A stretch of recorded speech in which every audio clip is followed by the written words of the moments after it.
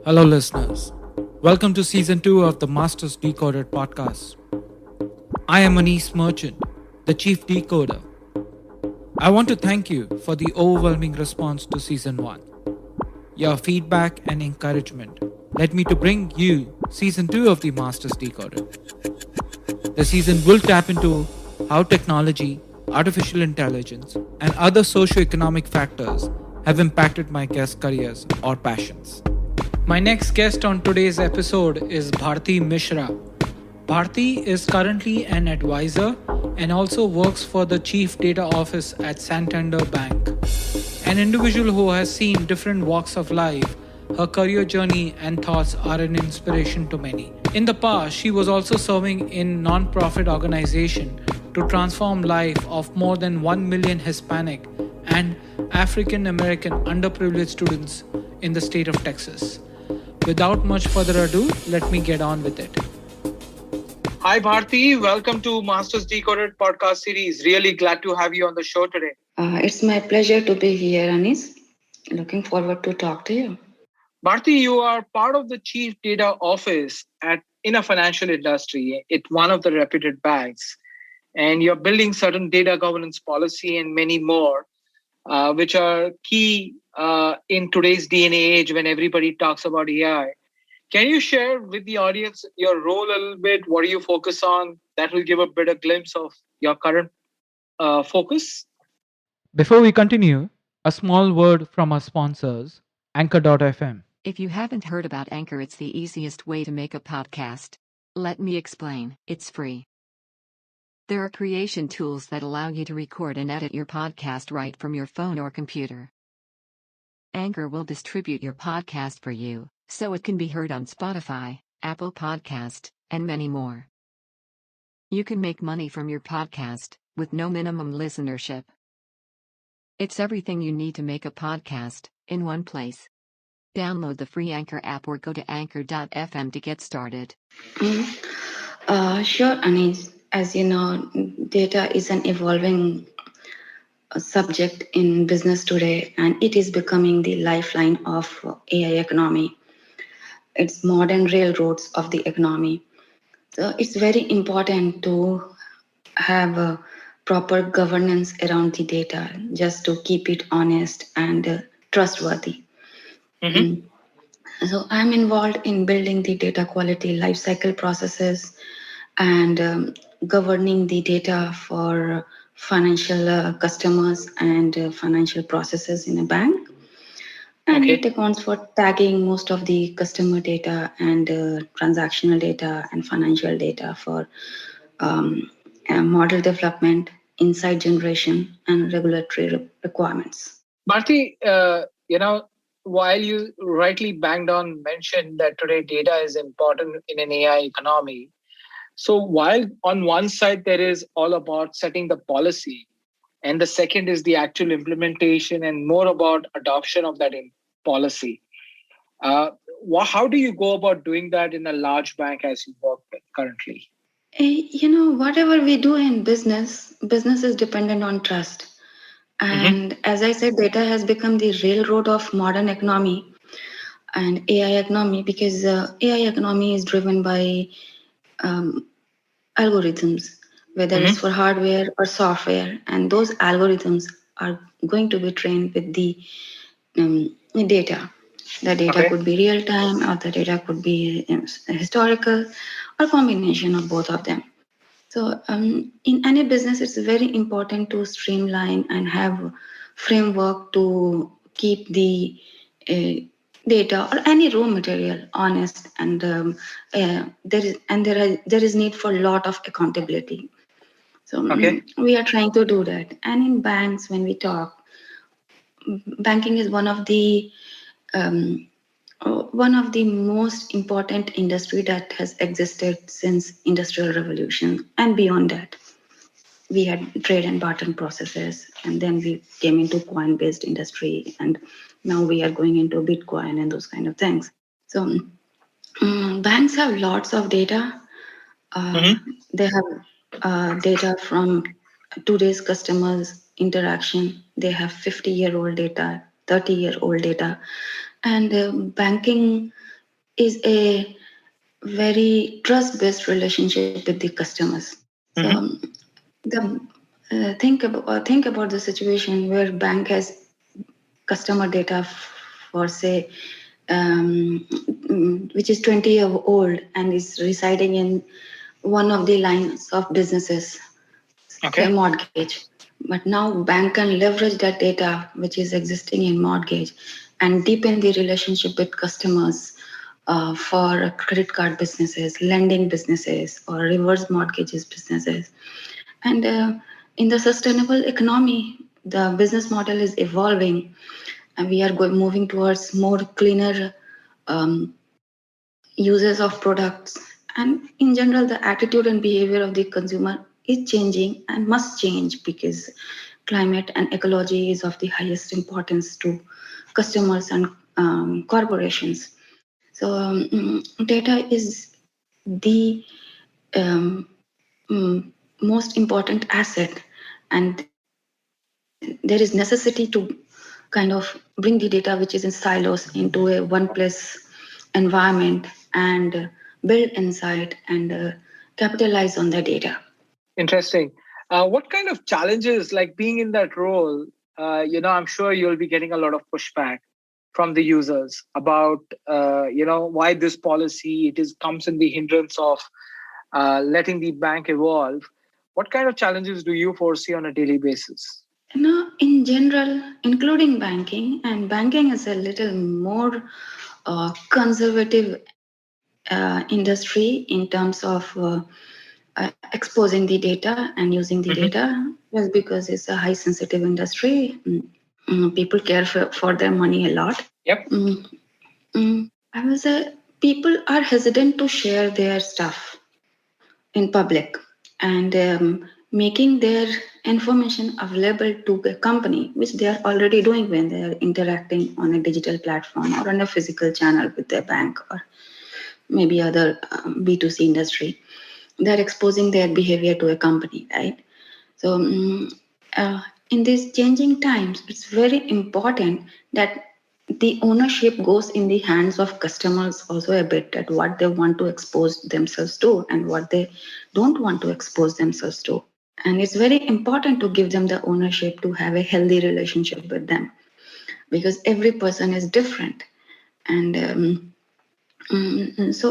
has to be a governance of data which helps to build a healthy organization from operational processes and also build a healthy organization and deepen the customer's relationship by having their trust and engagement.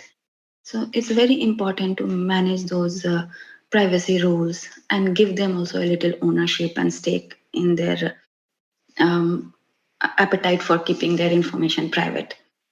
And at the same time, when we are talking about data sharing, it's a joint asset of companies, customers, and also it is becoming a national asset. We are living in a highly complicated world. Mm. So there is a lot of opportunity and necessity to have accountability around the data. We Mm. we cannot control the water in the ocean, mm, but we can control the water in the canal uh, or in a dam, right? So Yep. there is need to build those kind of boundaries just to have trust in different institutions and partners and customers. Interesting. Very interesting. Okay. So just building on from here, Bharti, while I started double clicking a lot on AI and your perspective on that, there is the other side of you. Today, you are also an advisor with certain companies, specifically in the startup ecosystem. So, how do you balance both being an advisor as well as working for an organization or a bank like what you work with currently? Mm, mm. I like to give back to community, Hmm. and I have a good knowledge and understanding of marketplace, Okay. technology. Um, I have MBA from Cox School of Business. So definitely it has helped me to gain a lot of knowledge about strategy building, marketing, supply chain, Mm-hmm. and I have been exposed to many industries in my life, um, like agriculture and energy industry, and I have been part of information technology. So I feel really good helping startup companies in building the vision of the product, in helping them in growth and expansion in marketplace. And yeah, so for example, I'm working for a data company as an advisor. Today, most of the companies um, are trying to solve similar problems, Mm-hmm. if, and it's independent of the scale they are operating. Okay. Um, it doesn't matter how small or how big their business is, but they have to take care of the data and Mm. in their own way to meet their business models, right? So I'm helping a company build a product vision which could solve for eliminating over complexity in data environment due to heterogeneous tools and processes or silos in the data, because silos in the data within organization is one of the most important challenges we are solving, including other challenges. And also there is a lot of anchor in the data understanding at the organizational level, because um, the IT SMEs and business SMEs are holding the lot of business explanation of data and IT management of data. Mm-hmm. Mm. And overall, there is a need to uh, improve the return on investment on data. Each and Okay. every company needs to improve the return on investment on data. So I'm helping a company build the vision of the product and integrate it in the cultural process of the organization so that maximum value can be derived from the data management platform and inside delivery platform. And yeah, I'm also helping them expand in the marketplace by um, suggesting them and helping them build affiliate marketing programs, business partnerships between the partners, and grow them in um, terms of number of customers and also deepen the relationship in the existing Mm. marketplace. Interesting. Um, I'm doing similar thing for the healthcare company, and um, yeah, I like it doing because healthcare comes naturally to everyone because everyone is a consumer of healthcare market, and Yep. very it's a very evolving market, especially when I come from India, and I have been raised in India for 21 years, and then I came here. So I feel um, both the marketplace for healthcare is equally challenging. India has its own benefits, and US is overcomplicated, though it has the best healthcare systems in the world. As you can see, the healthcare market is moving more towards consumer driven rather than the employer driven market Mm-hmm. due to over dominance of insurance companies. So I am mm, I'm working with a startup company to help them deepen their relationship and also horizontally grow their relationship in the marketplace by building a relationship with the existing partners in their food and nutrition space, Mm-hmm. and also um, build loyalty programs for their existing customers by building promotional and Salesforce based sales and marketing program. Wow. Uh, yeah, and it's a very interesting thing to do because we all should take care of the healthcare, and healthcare is more about prevention rather than cure. When we are Yeah. going to a doctor, that is not healthcare, that is reactive way of protecting our health, right? Yeah. So I feel good that a company is working more towards prevention of disease rather than uh, preventing someone from going to ER. Interesting. So just building on one thing which you mentioned today is you came from India to US. How did that journey begin? How did that journey happen for you? It's a very interesting journey. As you know, I saw my childhood and my um, teenager growing days in mid 90s, in late 90s in India, um, and I think all the individuals who grew in India during mid 90s to mid 2000 have a very different perspective about India, because this is the generation which got best of both the worlds, the Eastern world and the Western world. When I say Eastern world, a lot of family protection, family care, joint family system, and Western world, because Indian market was already flooded with global products, and global media has penetrated in Indian market. So penetration of global media in Indian market did affect all of us. It gave us dreams, moving from Doordarshan to a multi-channel TV mode was a breakthrough moment in Indian households. Moving from typical Doordarshan as a boring programs to Baywatch kind of programs was a interesting moment in everyone's life growing in that time.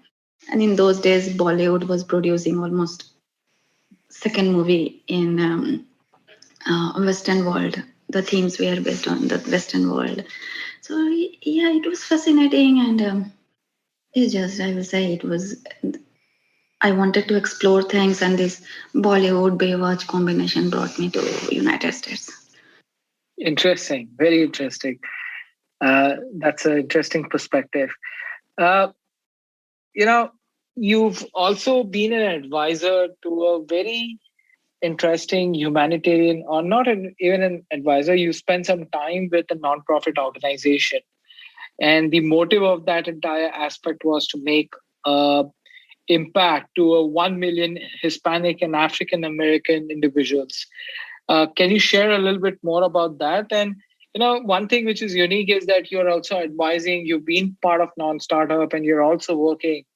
So that's a different combination. But would love to get to know a little bit about that nonprofit which you had spent some time on. As I said, I like giving back to the community, and it comes naturally to me because of the DNA I have, and also the way I have been raised. So it just happened that I was approached to work for a small startup company which was trying to get grants and make the program work for helping this undeserved Hispanic and African American community in the Texas area. So our motive was, and we were able to do a lot, was to provide education. And when I say education, maths tutoring, science tutoring, and helping them with school supplies, and giving them English language training. And all these things require fund. And so we built grants and got funds approved from highly prestigious foundations in the country, such as Houston Endowment and even Clinton Foundation. And I did this because I just naturally felt like doing. Someone approached me, and we built a team, and we worked together, and got this thing done. And yes, it was a learning curve for me because coming from IT and going in that area, even taking interest in that area is little different route to follow for a technology person like me. Mm. Mm. And from childhood, and once I school, the school I went to um, in India is a non-profit school, and Interesting. my school it's a convent school, Christian Catholic convent school, and we worked very closely with Mother Teresa Foundation. So while working for her foundation, I got a lot of user interest, or it came into my basic way of living that I should help the community, because as a Mm-hmm. child I was responsible for giving homeschooling for undeserved in our locality, or and also for raising funds for Teresa Foundation from a small town where I grew and my school was, and trying all other creative ways to generate cash and kind for Teresa Foundation. So yeah, those kind of values were there in me, and I got an opportunity. So I worked for this scholarship startup company, help them write the grants and approve it, and at the same time build the sales and marketing program and advertising program to attract those 1 million Hispanic and African American low income group community. So we adopted for digital marketing and also for print marketing and identification of the population in the Texas area. We have patches of geographical location in patches area. Dallas Fort Worth area is one of them where we ran that program and helped them. Yeah, so Interesting. Okay. I like, yeah, yeah. No, Bharti, meaning it's highly commendable that you are, spending time and taking time out from your busy schedule to get these aspects done. Just switching gear, how has family supported you in all of these journeys which you have taken across different aspects? You know, I would say my life has been made of my family, my friends, and the community I have grown. Mm-hmm. Um, uh, and I really mean it, because I come from a very remote place in India. And the place I grew up is surrounded by old hills from three sides and Ganges Okay. on the fourth side. It's a very small Great. town near metropolitan Kolkata. In that small place, mm, um, it's a small place. It's a conservative place. So Mm-hmm. getting good education was very challenging, and people, first of all, 80% of the population couldn't afford good education for their children, and that 20% that could afford will not send their children outside their town just because they are protective about their kids. Hmm. So yeah, so good thing was that that place is surrounded by many industries. So we got a non-profit Christian Catholic school, Hmm. and it's a wonderful school. I would say it's located in the northeastern India and one of the best schools of northeastern India. So growing up in the very traditional Brahmin family and going to a Christian Catholic school uh, is a very different kind of experience in itself, Hmm. because the foundation of both these institutions are on the highest level of spirituality. Uh, and and the place I grew up, I was always surrounded by people from different culture, from different religion, and even I was surrounded by international families and friends due to the presence of industries there were, and all these heavy asset industries mostly work in collaboration with a lot of companies from across geography. So we had friends and families and schoolmates from other parts of the world, such as Russia, France, and everywhere. And my school is a member of Global Christian Network of School. Mm-hmm. So, and India was going through globalization. So there was a special effort to have programs to bring in teaching and non-teaching staff from across continent, and at the same time give back to the local community. We were heavily invested in local community.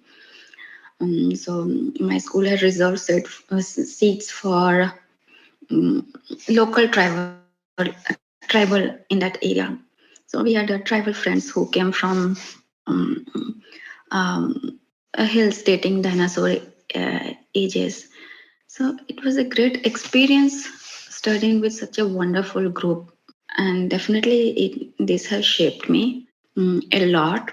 Yeah. Other thing is that um, we are living in a capitalist economy where life is very fast, and which is good. Life is fast everywhere, but there is less of giving and more of taking.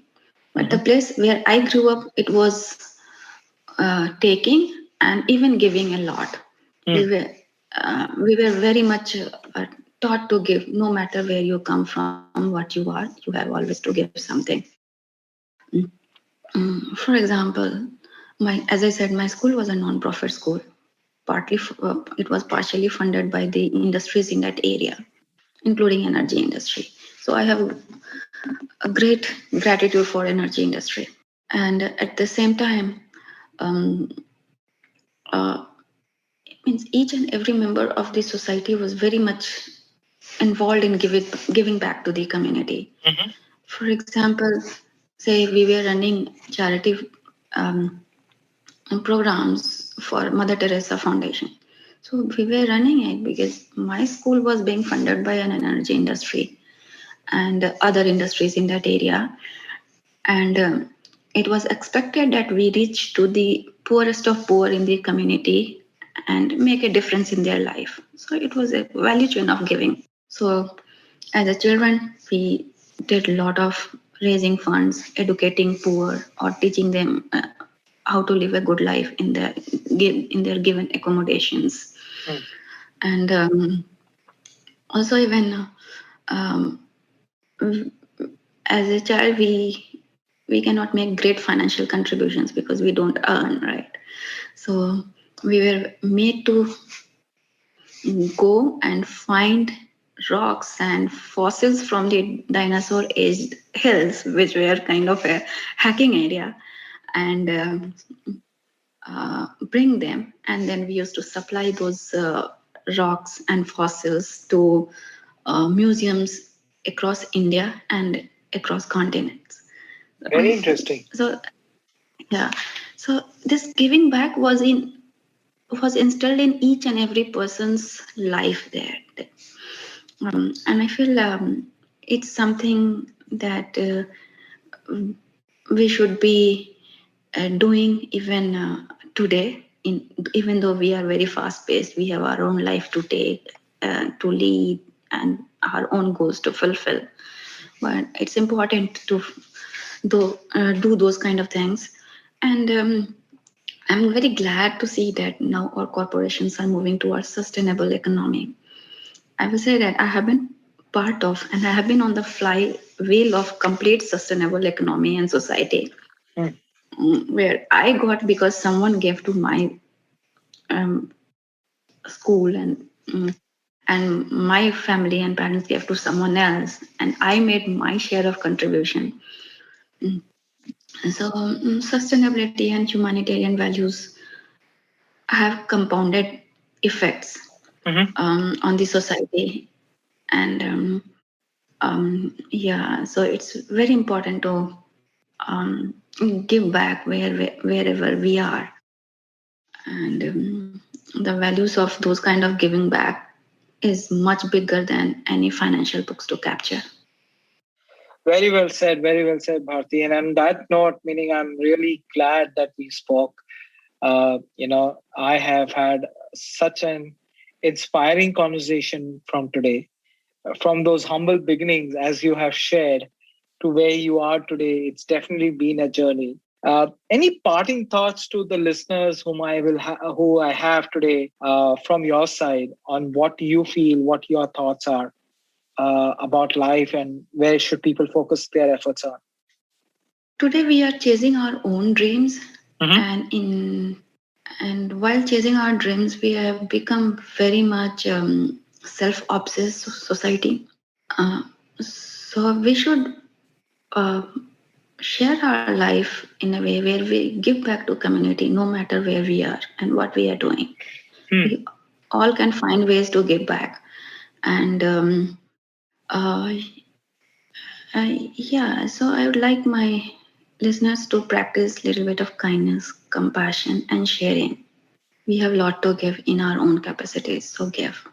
Very interesting. And on that note, I know you're super busy, Bharti, but this has been an amazing conversation with you. I really appreciate you taking time out. Uh, be safe and stay healthy. Thank you, Anis. I enjoyed my conversation with you. Thank you for listening in.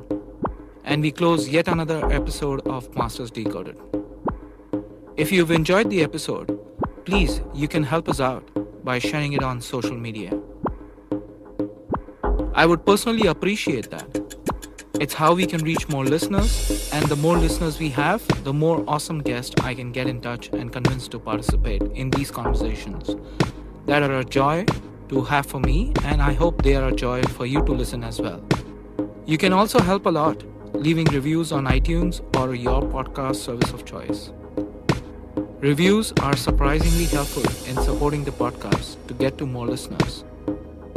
If this episode has intrigued you, I would request you to subscribe to the podcast to stay up to date and get notified to the future episodes.